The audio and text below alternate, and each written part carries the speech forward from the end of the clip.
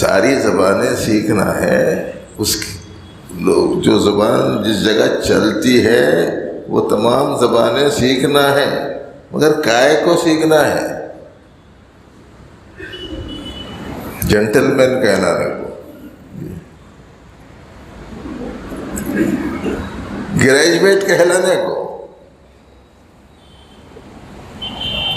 Doctors کہلانے کو؟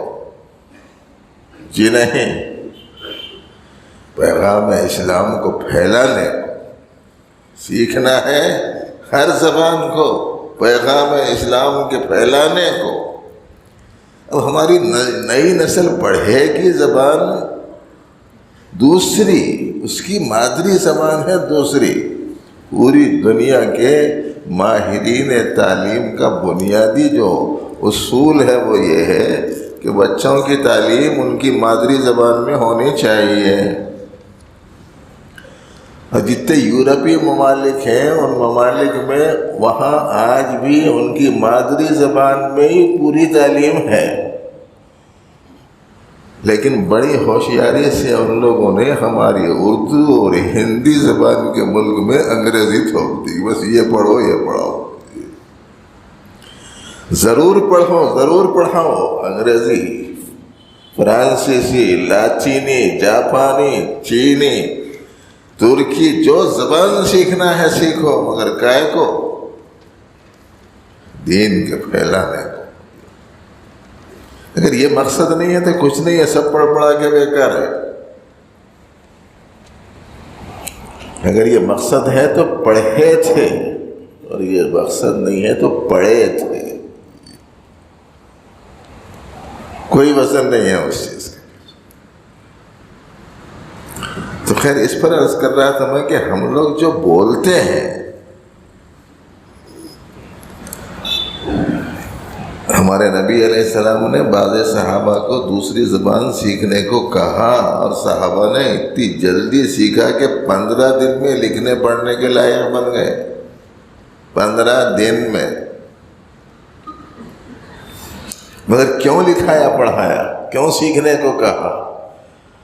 یہودیوں کے خطوط آتے تھے ان کی اپنی عبرانی زبان میں، یہ جانتے نہیں تھے عرب کے لوگ،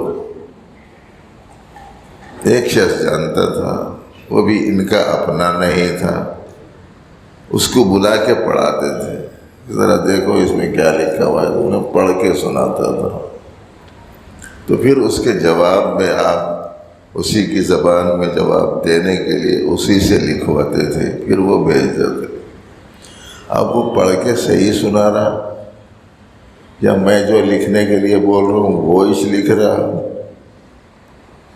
ایسا شرپسند لوگ نہیں کر سکتے۔ بادشاہوں کے زمانے میں، حکمرانوں کے زمانے میں ایسا ہوا کہ ایک آدمی کو بھیجا گیا ایک ملک میں اس مقصد سے کہ اس کے اندر جو عقل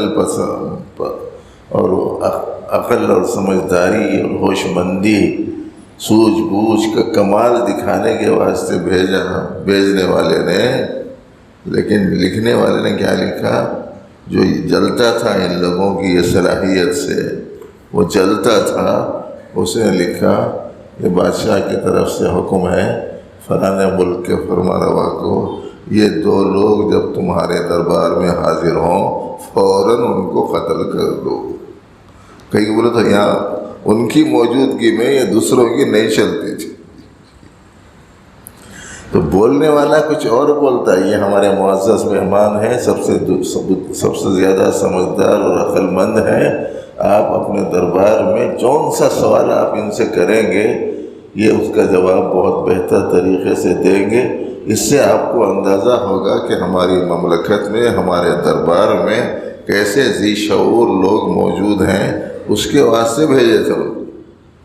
تو یہاں جو ہر مشورے میں وہی لوگ غالب رہتے تھے، تو ان کے خلاف کے لوگ بھیجے ہوئے خط میں ترمیم کر کے یہ بولے یہ دونوں پہنچتے قتل کر دو۔